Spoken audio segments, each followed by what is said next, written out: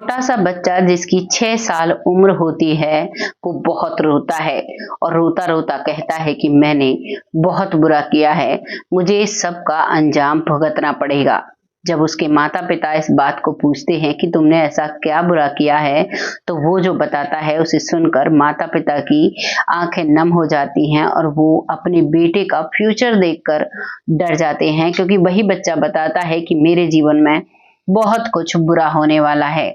आइए जानते हैं एक 6 साल का बच्चा कैसे अपने पास्ट के बारे में जानता है और कैसे वो फ्यूचर के बारे में बता देता है, और जो उसकी एक-एक बात सच होती है। आज उसकी उम्र 71 वर्ष है और जो फ्रांस में रहता है वो अपनी सारी सच्चाई सबके सामने खोल कर रख देता है।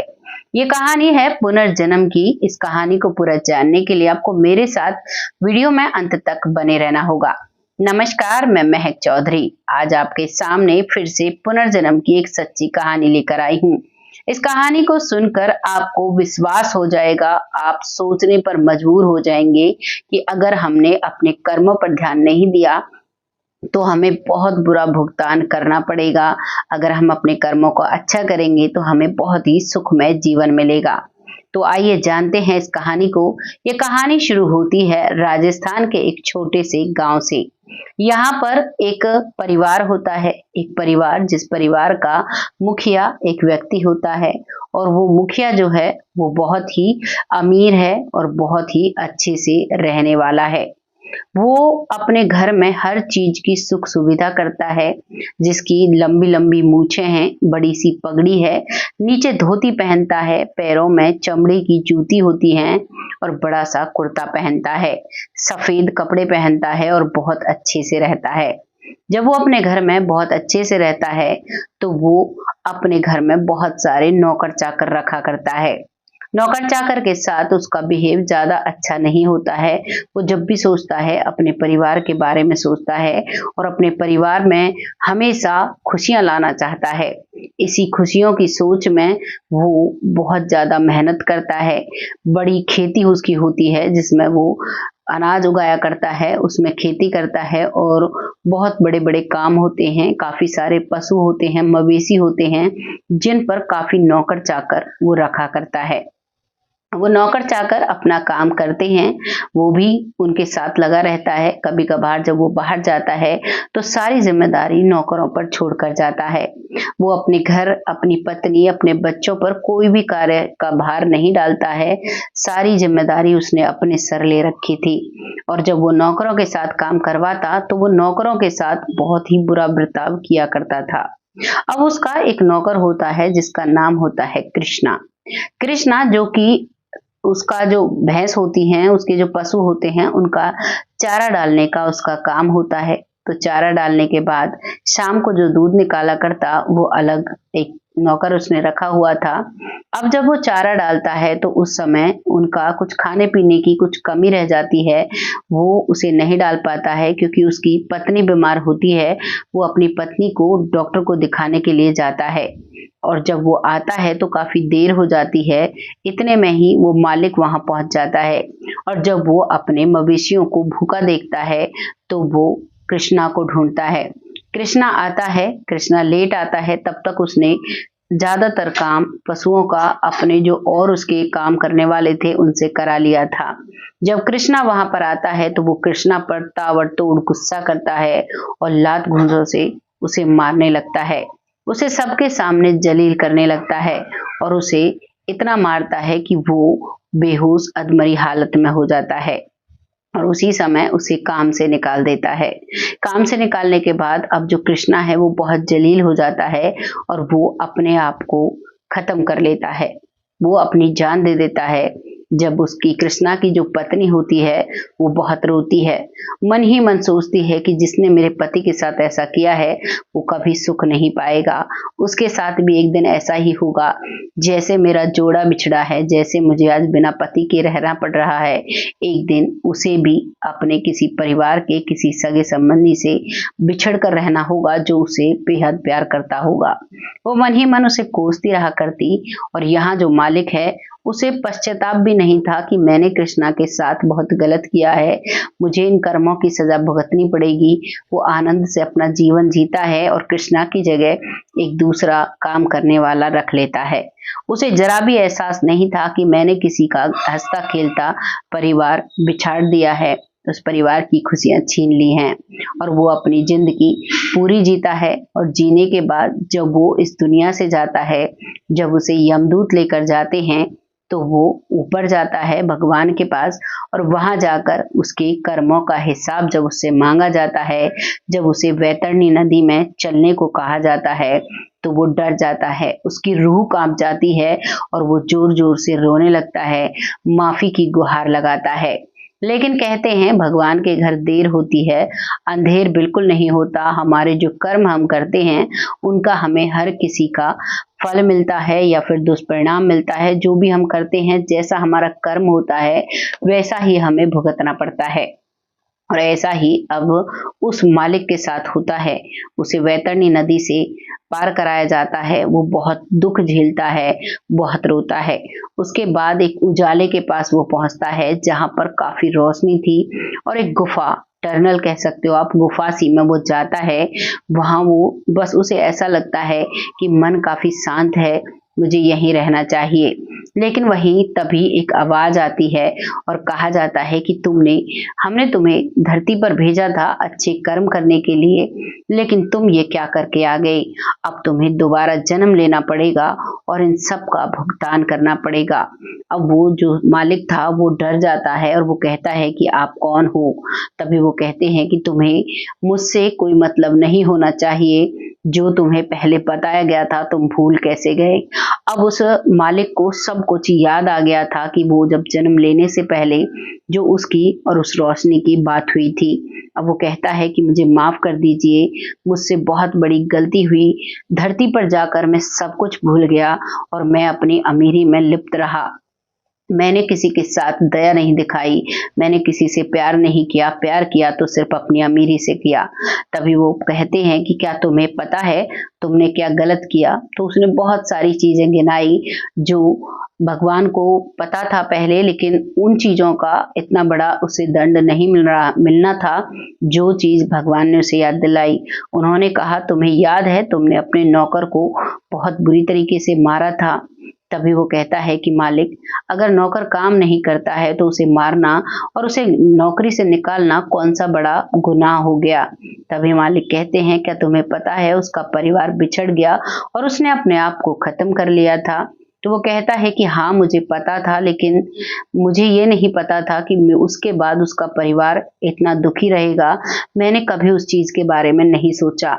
अब भगवान कहते हैं कि तुम्हें अब दोबारा धरती पर जाना होगा और जो तुमने गलत कार्य किया है उसका तुझे भुगतान करना पड़ेगा। और उसके कुछ दिनों बाद ही फ्रांस में एक छोटा सा लड़का जन्म लेता है, जिस लड़के का नाम एके जैन रखा जाता है। एके जैन बड़ा ही प्यारा था, सुनहरी जिसकी आंखें थी और बहुत ही प्यारा था। लेकिन जब से वो पैदा हुआ था वो बहुत उदास रहा करता था।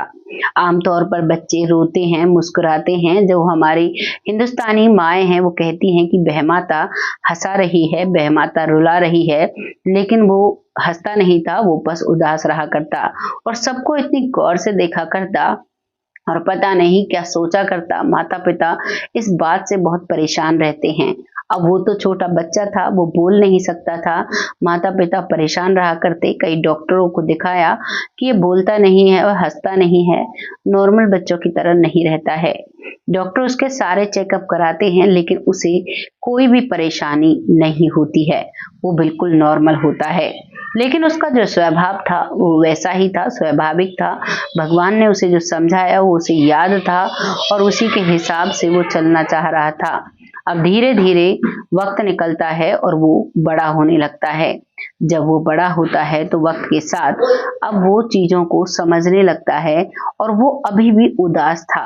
वो अभी भी अपने माता पिता, अपने दोस्तों के साथ हंसता खिलखिलाता नहीं था।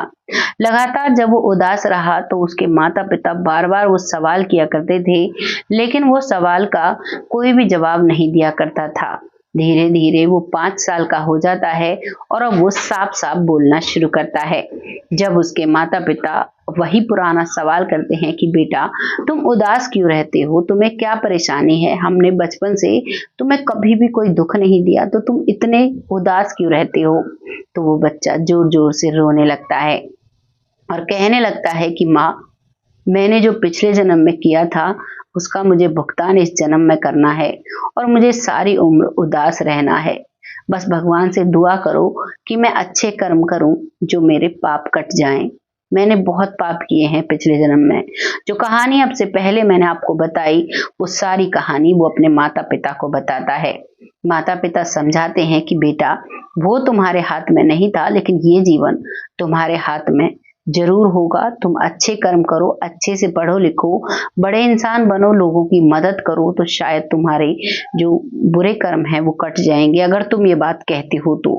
एक 6 साल का बच्चा जब पाप पुण्य कर्मों की बात करता है तो माता पिता को भी बहुत हैरानी होती है, लेकिन वो भरपूर अपने बेटे का साथ देते हैं।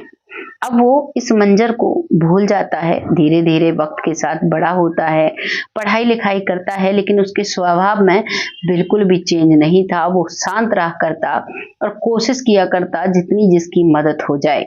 अब वक्त के साथ वो बड़ा होता है, अपनी पढ़ाई पूरी करता है और अब उसकी शादी हो जाती है।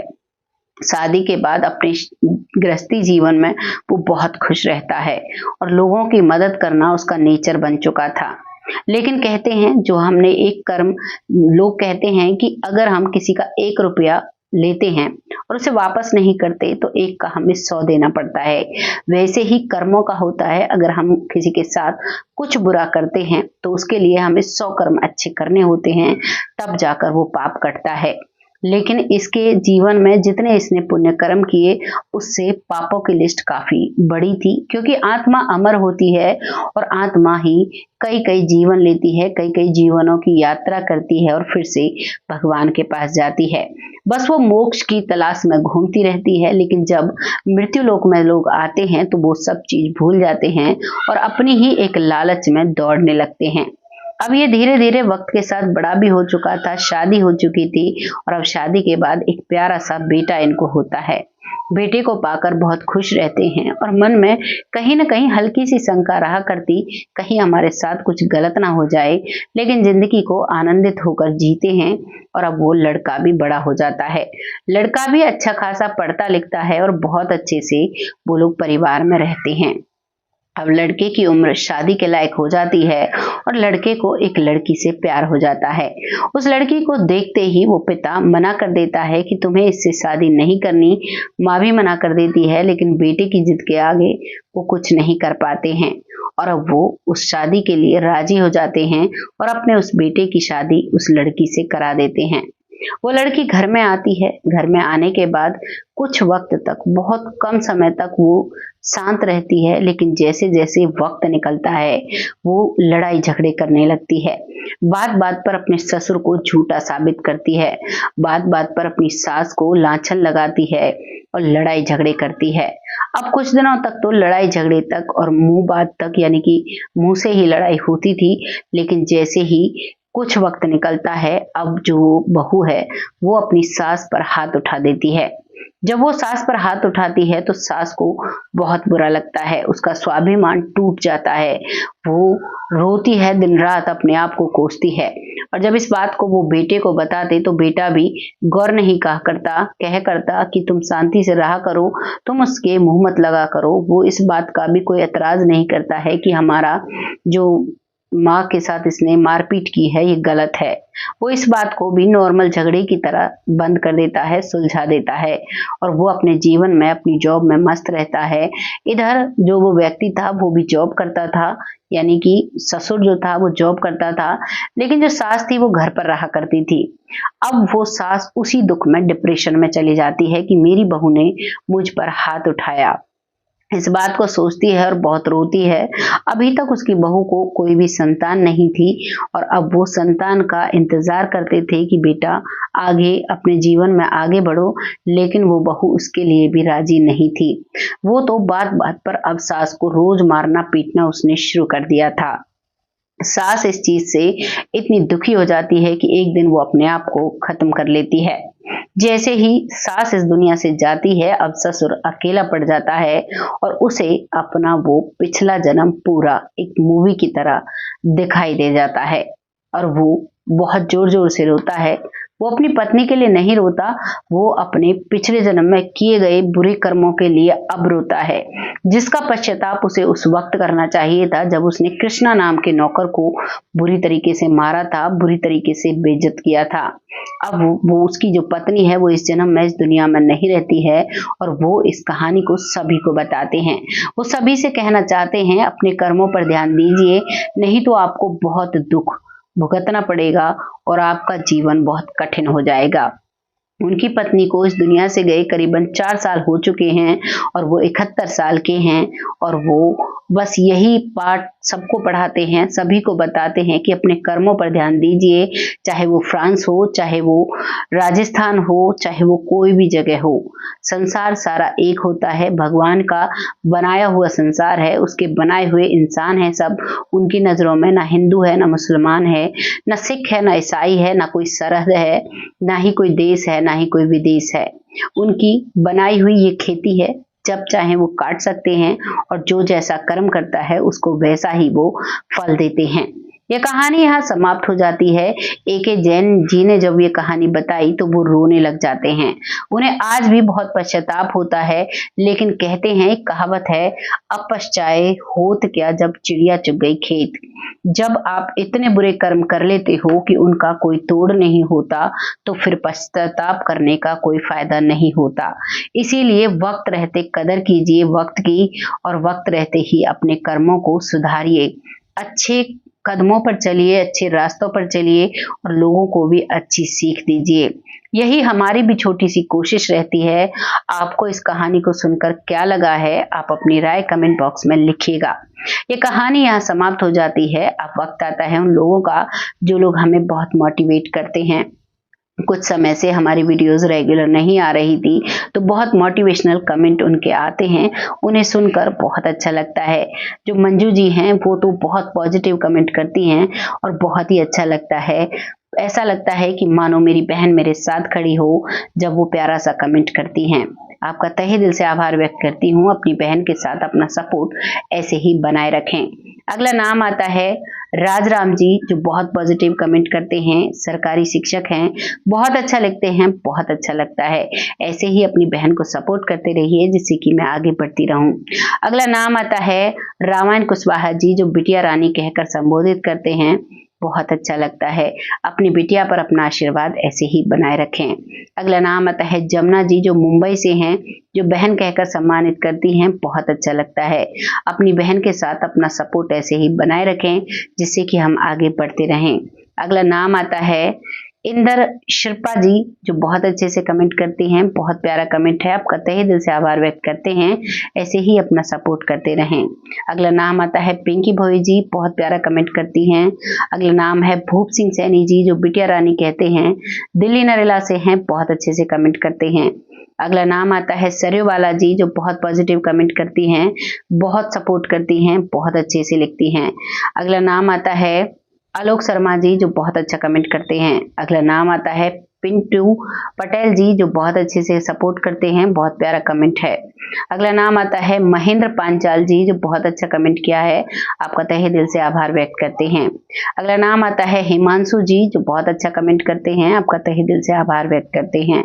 अगला नाम आता है सुरेंद्र पालकर जी, जो बहुत अच्छा कमेंट करती हैं, बहुत मोटिवेशन करती हैं, आपका तहे दिल से आभार व्यक्त करते हैं। अपनी बहन को, अपनी बिटिया को ऐसे ही सपोर्ट करते रहें। अगला नाम आता है लखविंदर जी, जो वाहेगुरु जी लिखते हैं, आपका तहे दिल से आभार व्यक्त करते हैं, ऐसे ही अपना सपोर्ट बनाए रखें जिससे कि हम आगे बढ़ते रहें। बहुत जल्द ऐसी ही किसी सच्ची और अच्छी स्टोरी के साथ आती हूँ। तब तक अपने कर्मों पर खासा ध्यान रखें, अपने परिवार का ध्यान रखें, अपने रिश्तों का खासा ध्यान रखें, क्योंकि रिश्ते ही हैं जो हमें जिंदगी जीना सिखाते हैं। अगर हमारे रिश्ते हमसे दूर हो जाएं तो हमारे जीने का कोई मतलब ही नहीं रह जाता। इसलिए अपने रिश्तों की वक्त रहते कदर कर लीजिए और अपने जीवन में आगे बढ़िए। तब तक के लिए जय हिंद, जय भारत।